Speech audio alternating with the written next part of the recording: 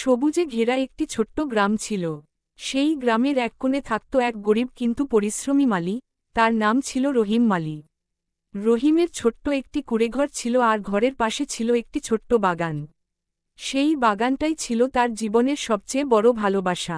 প্রতিদিন ভোরে যখন সূর্য ওঠার আগেই পাখিরা ডাকতে শুরু করত, তখনই রহিম ঘুম থেকে উঠে পড়ত।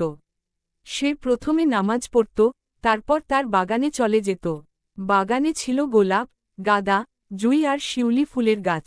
রহিম খুব যত্ন করে গাছগুলোর পানি দিত, আগাছা পরিষ্কার করত আর গাছের সাথে যেন বন্ধুর মতো কথা বলত।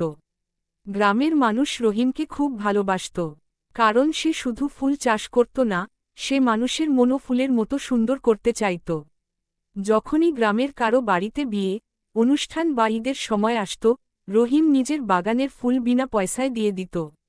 একদিন গ্রামের এক ধনী লোক রহিমের বাগান দেখে খুব অবাক হয়ে গেল। তিনি বললেন, রহিম, তোমার বাগান তো অনেক সুন্দর। তুমি যদি শহরে গিয়ে কাজ করো, অনেক টাকা উপার্জন করতে পারবে। রহিম মুচকি হেসে বলল, টাকা হয়তো বেশি পাব, কিন্তু এই গাছপালা আর গ্রামের মানুষকে ছেড়ে আমি কোথায় যাব? এই বাগানই তো আমার সুখ। ধনী লোকটি রহিমের কথা শুনে খুব খুশি হলেন।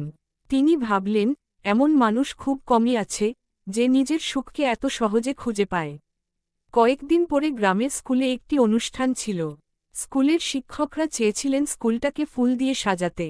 তখন গ্রামের সবাই বলল, রহিম মালীর কাছে গেলে সে নিশ্চয়ই সাহায্য করবে। রহিম খুব খুশি হয়ে নিজের বাগানের সবচেয়ে সুন্দর ফুলগুলো তুলে স্কুলে নিয়ে গেল।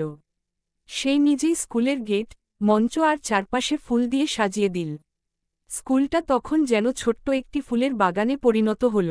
অনুষ্ঠানের দিনে স্কুলের প্রধান শিক্ষক মঞ্চে উঠে বললেন, আজকের এই সুন্দর সাজসজ্জার জন্য আমরা রহিম মালীর কাছে কৃতজ্ঞ। সে শুধু ফুলই দেয়নি, সে তার মনও দিয়ে দিয়েছে। সবাই তখন হাততালি দিতে লাগল। রহিম একটু লজ্জা পেয়ে মাথা নিচু করে দাঁড়িয়েছিল। সেই দিন থেকে গ্রামের সবাই রহিম মালীকে আরও বেশি সম্মান করতে লাগল। অনেকেই তার কাছ থেকে গাছ লাগানো আর বাগান করার কাজ শিখতে শুরু করল। রহিম তখন বুঝতে পারল, মানুষ যদি মন দিয়ে ভালো কিছু করে, তাহলে ছোট্ট কাজও অনেক বড় হয়ে যায়।